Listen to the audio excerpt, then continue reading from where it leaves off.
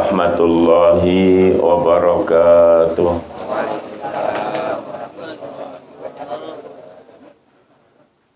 Bismillah, alhamdulillah.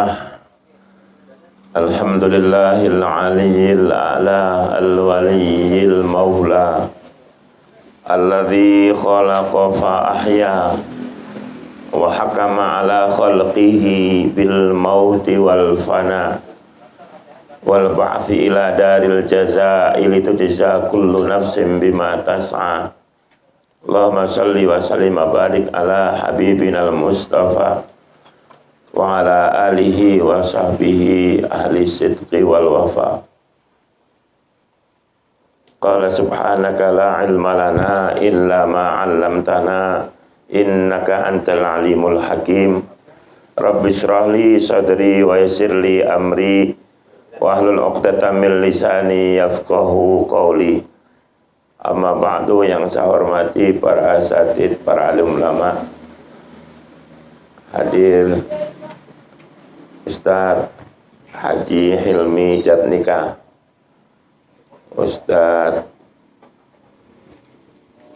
Musin, Ustaz Mukmin, dan ustaz-ustaz yang lain. Mohon maaf tidak disebutkan satu persatu ya, namun tidak mengurangi rasa hormat saya juga para tokoh masyarakat, seluruh jamaah, Bapak Ibu hadirin hadirat yang mudah-mudahan selalu dalam ridha dan rahmat Allah Subhanahu wa taala. Alhamdulillah, malam ini kita kembali dipertemukan Allah di majlis yang mulia, majlis zikir, majlis sholawat, majlis birrul walidain. Karena malam ini kita mengaji sekaligus mengenang atau kirim doa untuk almarhumah Ibu Hajah Jamilah ya. Mudah-mudahan doa yang kita baca diterima oleh Allah Subhanahu wa taala, disampaikan kepada almarhumin almarhumah yang tadi disebutkan, wabil khusus almarhumah Ibu Hajah Jamilah. Mudah-mudahan malam ini semuanya sedang mendapat ampunan dari Allah Subhanahu wa taala. Amin ya rabbal alamin. Jamaah yang dimuliakan Allah, malam ini saya nggak baca kitab ya, karena momennya 40 harian. Kembali kepada kita ya, artinya kita bicara mati ini sebenarnya kita bicara diri kita ya. Kalau hari ini 40 hari mengenang 40 hari almarhumah, maka nanti suatu saat mungkin kita yang juga akan dikenang ya. Itu pun kalau kita punya anak yang mau kirim doa untuk kita ya. Intinya apa yang dialami Ibu Hajah Jamilah, kita pasti akan mengalami juga. Suatu saat kita pasti dipanggil oleh Allah Subhanahu wa taala, karena kita milik Allah dan akan kembali kepada Allah. Inna lillahi wa inna ilaihi raji'un. Pasti kembali, dan prosesnya pun kembali. Apa maksudnya proses kembali? Dulu kita nggak ada, akan kembali tidak ada. Dulu kita lahir, nggak tahu siapa yang menolong kita, kelahiran kita. Ketidaktahuan ini pun akan kembali nanti saat kita mati. Kita pun nggak tahu siapa yang akan menggotong kita, memasukkan kita ke dalam liang lahat. Dulu kita lahir nggak punya apa-apa, nanti pun akan kembali tidak membawa apa-apa. Dulu kita lahir kondisi kita lemah, lemah pun akan kembali ya. Semakin tua akan semakin lemah. Dulu waktu lahir nggak punya gigi, dan hari ini sudah juga banyak yang giginya sudah mulai copot, sudah mau kembali berarti itu. Karena inna lillahi wa inna ilaihi raji'un. Dulu waktu baru lahir kita dimandikan orang lain, karena memang kita belum bisa mandi sendiri. Ini pun akan kembali. Suatu saat kita akan dimandikan orang lain, karena kita tidak lagi bisa mandi sendiri. Suatu saat kalian dimandikan Pak Mukmin, atau Pak Mukmin yang dimandikan orang lain, nggak tahu juga.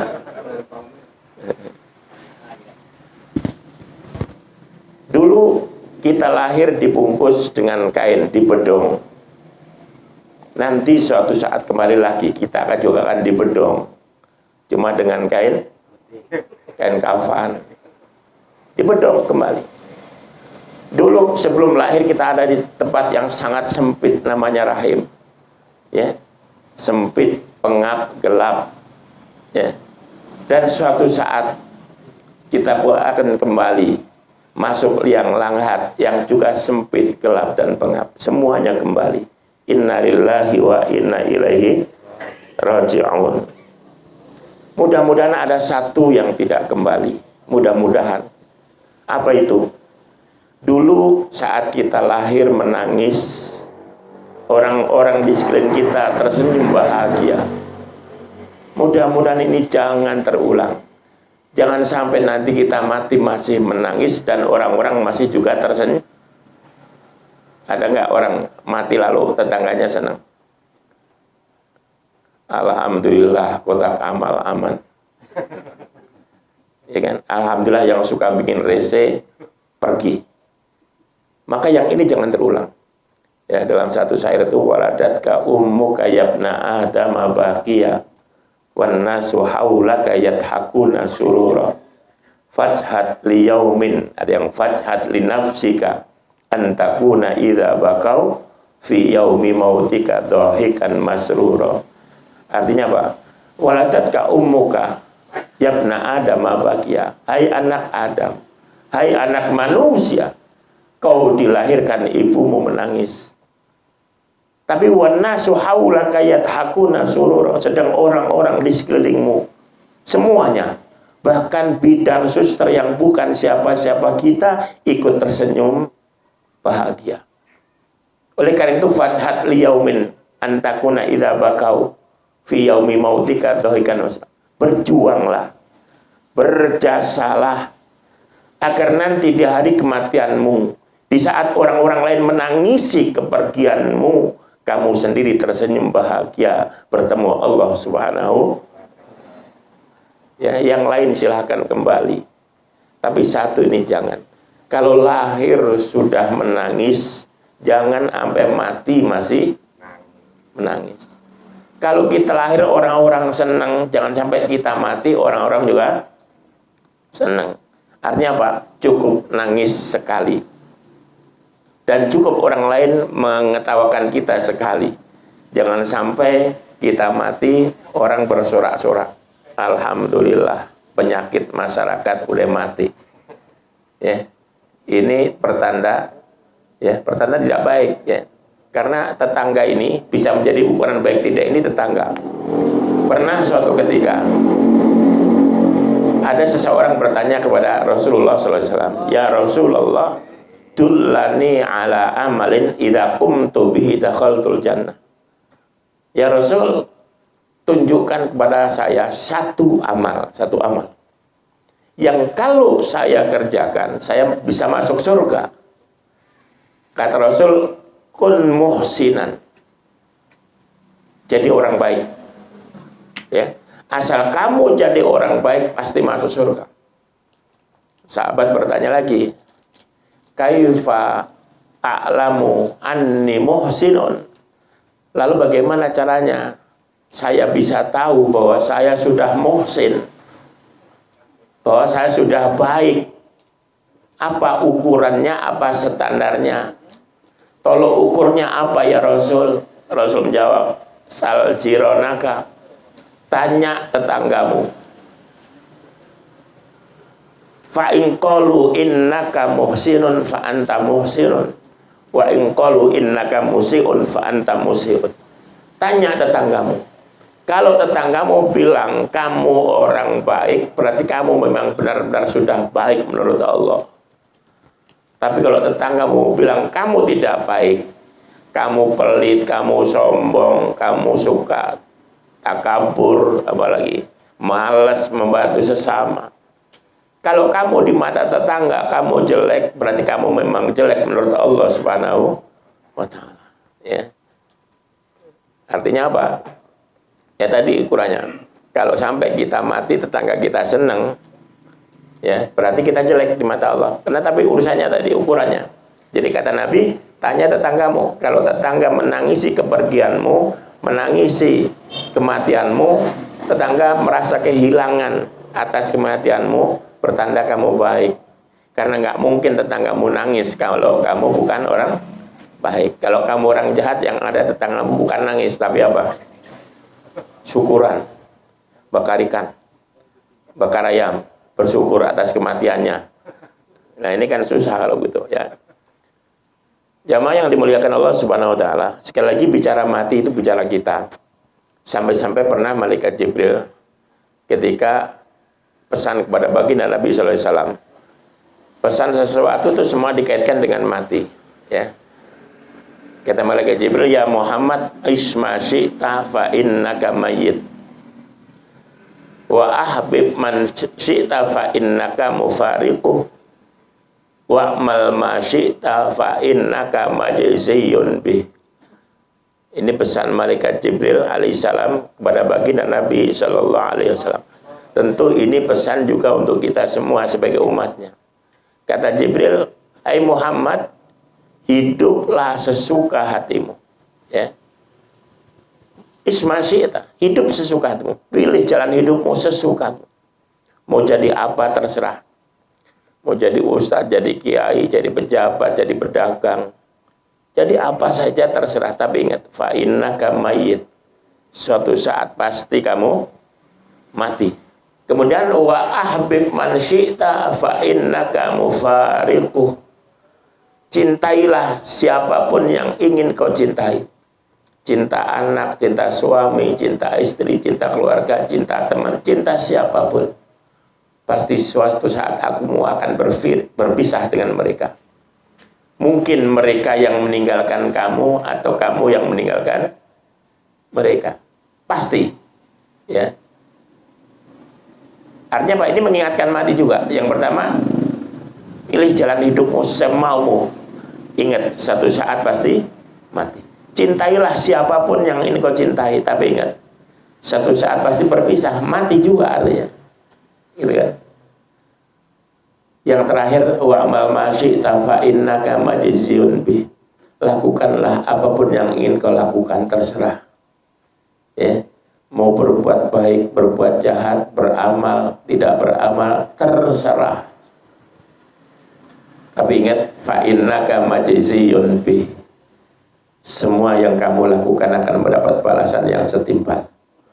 Ini juga mengingatkan kita bahwa kita ini apapun yang kita lakukan harus dikaitkan dengan kematian.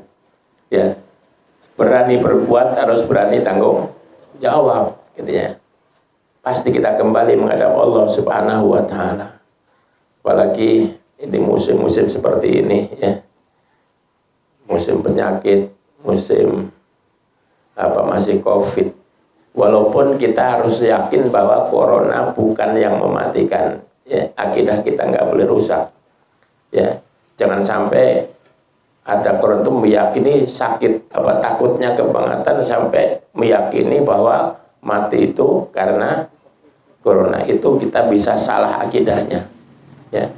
Harus yakin bahwa mati semua karena Allah, bahwa corona bisa menjadi salah satu sebab, iya. Dan itu nggak hanya corona, apapun kecelakaan bisa jadi sebab, ya. Makanya kemarin berkali-kali saya ingatkan, menyikapi corona ini, ya kita takut menghindari corona karena memang itu perintah Allah, ya. Perintah Allah, Qur'annya wala tulqu bi aydikum ila tahlukah, hadisnya la dororo wala. Jadi kita menghindari corona ini juga karena perintah Allah. Sesuatu yang bahaya harus dihindari, ya. Tahu demikian, ya. Meskipun memang corona bukan sesuatu yang mematikan menurut kita, yang mematikan kita Allah alladzi yuhyi wa yumit, ya. Tapi corona bisa menjadi salah satu sebab kematian kita. Maka kita ada baiknya juga, kan kita nggak tahu, ya. Karena mati ini misterius, ya. Kita nggak tahu umur berapa, kapan, di mana. Makanya kita perintahnya siap-siap, ya. Kata Nabi, aktsiru dzikra hadimil ladat ail maut. Perbanyak ikat sesuatu yang bisa menyebabkan hilangnya kelezatan, yaitu mati. Ya. Jangankan mati, baru sakit aja, yang makanan manis bisa terasa pahit, apalagi sudah mati. Ya, kasih apa-apa pasti nggak ditelan. Coba aja, ya udah mati, gimana nelannya? Ya, jadi begitu. Selalu persiap untuk mati. Maka Nabi ketika ditanya, ya Rasulullah, ayul mu'minina akyaksu, orang mukmin bagaimana yang cerdas? Kata Nabi, aktaruhum lil mauti dzikra wa lima ba'dahu istidada. Orang cerdas itu orang yang banyak ingat mati dan banyak persiapannya untuk bekal di bawah mati. Itu cerdas. Kenapa? Karena dia mempersiapkan sesuatu yang pasti. Banyak orang yang kurang cerdas. Dia siapkan hari tua. Dia bangun villa di puncak dengan dana yang miliaran. Dia berpikir apa?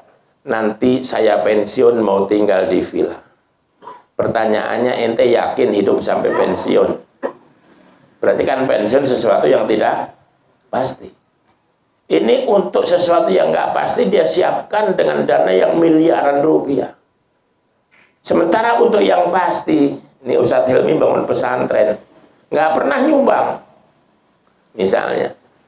Padahal itu pasti bahwa itu adalah bekal untuk menghadap Allah Subhanahu. Kenapa? Untuk villa yang miliaran dibayar begitu enteng, begitu panitia kurban datang, kambing berapa? 3,5 juta. Kok mahal katanya?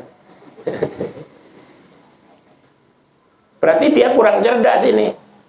Kalau dia cerdas, itu uang 1,5 miliar kasih Ustadz Hilmi buat pesantren. Meskipun nanti orangnya meninggal, ini anak santri tiap hari ibadah, ngaji, pahalanya mengalir terus, nggak habis-habis sampai hari kiamat. Itu cerdas. Ya. Karena mempersiapkan hari ini. Contoh lain misalnya gini, orang kadang-kadang nggak lebih kepada sesuatu yang nggak yakin.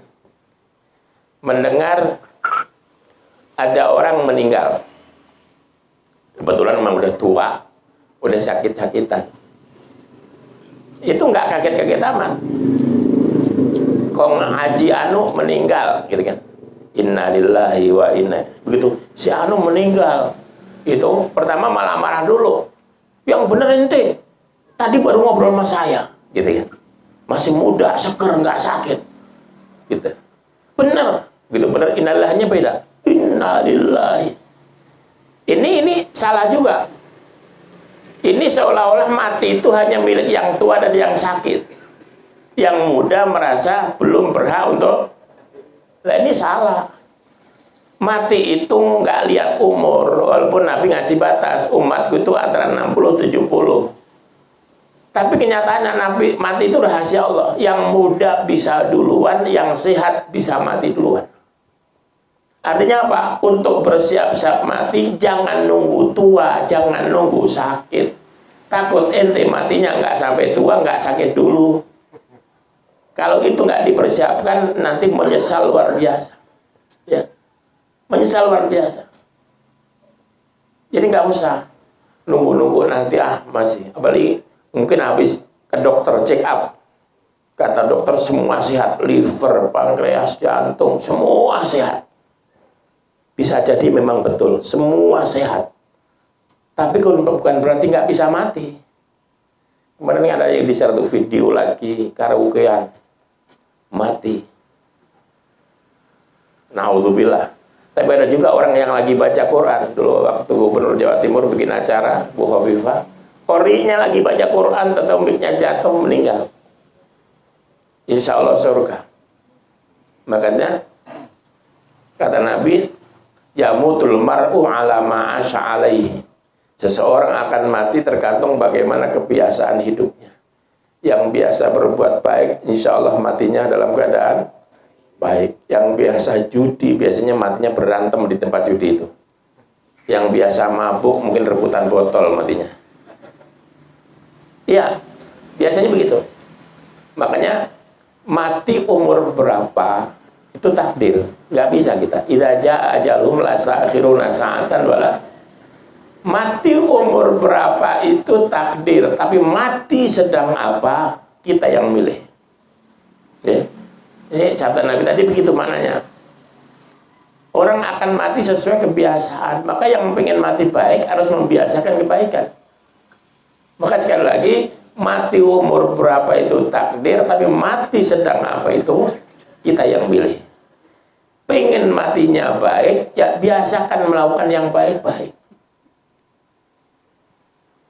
Tapi kalau pengen matinya nggak baik atau nggak ingin mati baik, ya silakan. Karena memang kita mati tergantung kebiasaan kita. Nanti wayum asu ala mama ta'ali, nanti akan dibangkitkan dari dalam kubur juga tergantung bagaimana matinya. Yang matinya benar, matinya baik, bangkitnya pun enak. Bahkan ada orang dibangunkan dari kubur waktu hari kiamat, bangkit dan itu seperti orang bangun tidur. Atau ya ada yang begitu dibangkitkan tuh baca talbiyah, labbaik Allahumma labbaik labbaik.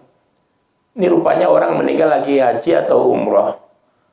Karena meninggal di sana sedang ibadah husnul khotimah. Dia merasa kayak orang tidur mungkin. Begitu dibangunkan dia merasa kayak masih di Masjidil Haram mungkin merasanya. Talbiyah. Ada dibangunkan baca Quran, karena rajin memang baca Quran. Mungkin ada juga yang dibangunkan ngomong yang enggak. Dalaman dia ngomongin semua. Ya kenapa? Ya karena kebiasaan tadi. Jadi orang akan mati sesuai kebiasaan hidupnya dan akan bangkit sesuai bagaimana matinya. Maka mudah-mudahan dengan mengenang 40 hari meninggalnya almarhumah Ibu Haja Jamila ini, pelajaran buat kita bahwa kita suatu saat pasti nyusul. Kapan nggak ada yang tahu, tapi yang pasti semakin hari kita semakin dekat dengan hari kematian kita. Itu pasti. Hari ini lebih dekat daripada kemarin. Hari esok lebih dekat kepada ajal kita dibanding hari ini. Artinya apa? Karena semakin hari semakin dekat, harusnya semakin hari semakin banyak amal. Kalau dulu khatam Quran mungkin setahun sekali, ya, tingkatkan menjadi mungkin setahun 3 kali atau 2 kali. Yang penting ada peningkatan. Yang biasa sebulan sekali bikin sebulan 2 kali, yang sebulan 2 kali bikin sebulan 3 kali, dan seterusnya. Kenapa? Ingat bahwa kita sebentar lagi akan mati. Waktu kita semakin hari semakin sedikit. Kalau kita nggak pandai-pandai menggunakan, kita akan menyesal, dan menyesalnya selama-lamanya. Ya. Tingkatkan terus, tingkatkan terus. Kenapa? Kita nggak tahu matinya kapan. Ya. Bahkan kalau ulama-ulama dulu itu, begitu sudah sepuh, anak-anak sudah selesai semua, itu hartanya serahkan semua ke masjid, ke madrasah. Termasuk Al-Azhar, itu bertahan sampai hari ini. Itu udah 1000 tahun lebih. Al-Azhar itu yang di Kairo, Mesir, itu dulu pernah punya kekayaan melebihi negara, lebih kaya daripada negara. Sampai negara ketakutan, takut di kudeta. Ya. Kenapa? Dulu orang Mesir gitu, orang udah sepuh, udah mau mati, tinggal sisa. Yang penting nyisain buat makan sehari-hari, dia udah nggak butuh beli mobil, nggak butuh jalan-jalan, nggak butuh apa. Yang penting bisa makan, bisa ibadah. Sisanya serahkan ke Al-Azhar. Ya. Ada yang berani begitu. Kalau ada yang berani, Ustaz Hilmi siap nangkep tabungannya yang banyak. Ya. Kan kadang-kadang gitu, orang mikir, ini buat besok, ini saya mau buat bulan depan. Pertanyaannya, yakin ente hidup sampai bulan depan? Ya kan? Ini masalah. Seperti orang mau ngaji, masih repot besok. Kok nggak mulai antara minggu depan? Pertanyaannya, yakin ente hidup sampai minggu depan? Atau ente yakin minggu depan nggak repot? Jangan-jangan minggu depan lebih repot. Atau jangan-jangan malah ngerepotin orang lain. Ente harus dimandiin, harus disolatin. Makanya untuk kebaikan jangan pernah ditun. Sering yang saya sampaikan, untuk berbuat baik, luangkan waktu dan jangan nunggu waktu luang. Semua orang repot pasti ya. Terus gimana? Ya udah, untuk ngaji itu luangkan waktu. Jangan nunggu waktu luang. Kalau nunggu kosong mah nggak ada kosongnya. Ya kan, dari pagi sampai malam, pagi kerja sampai sore, ya kan? Sore ntar diturutin, pengennya mancing, ya kan? Ya berarti memang repot, gitu kan? repot nuruti apa nafsunya. Makanya pengen silaturahmi ke orang tua, jangan nunggu waktu luang. Luangkan waktu untuk jenguk orang tua, luangkan waktu untuk ziarah kubur orang tua, luangkan waktu untuk silaturahmi ke teman-teman orang tua, luangkan waktu untuk mengaji. Ini semua harus kita luangkan. Ya, kalau nunggu waktu luang nggak akan ketemu. Ya. Ketika sudah rajin mengaji, maka ngaji menjadi satu kesibukan. Sehingga nanti ditanya orang, ayo enggak saya repot ngaji. Jangan dibalik, ayo ngaji, lagi repot ngurusin warung. Ya kan? Kan beda. Ayo ke sana, enggak saya repot. Jadi artinya apa? Ngaji dijadikan satu agenda kesibukannya. Gitu loh. Seperti kita kerja, repot ngaji. Kalau nggak begini, susah kita ngaji. Ya. Makanya sekali lagi mudah-mudahan ini jadi pelajaran buat kita. Mudah-mudahan kita semakin yakin walaupun kemarin sudah yakin, hari ini semakin yakin bahwa suatu saat kita pasti mati. Kapan? Mungkin nanti, mungkin besok, rahasia Allah. Nantinya kapan kita nggak tahu, tapi yang pasti semakin hari semakin dekat. Ya. Nggak yang tua, nggak yang muda sama. Jangan lalu yang muda merasa saya mau sudah jauh, kata siapa jauh. Ya. Banyak anak-anak bahkan bayi baru lahir sudah meninggal. Makanya sikap cerdas kata Nabi, selalu bersiap-siap untuk hari kematian, beramal. Ya, itu aja mungkin barangkali ada manfaatnya. Ya, mudah-mudahan almarhumah yang belum ini kita kenang, kita doakan benar-benar mendapatkan rahmat dan maghfirah dari Allah Subhanahu wa taala. Juga kita yang mendoakan mudah-mudahan diampuni oleh Allah Subhanahu wa taala. Yang terpenting kita dapat ibrah, dapat pelajaran bahwa satu saat kita pasti menghadap Allah Subhanahu wa taala. Salah satu amal terbaik kata Nabi, tempat terbaik di akhir zaman itu majelis ilmu. Majelis ilmu kayak gini nih. Tempat terbaik nggak ada lagi. Ya. Makanya mudah-mudahan kita terus ditakdirkan Allah untuk berada di tempat yang terbaik ini sampai ajal menjemput kita. Wallahul muwaffiq ila aqwamit thoriq. Assalamualaikum warahmatullahi wabarakatuh.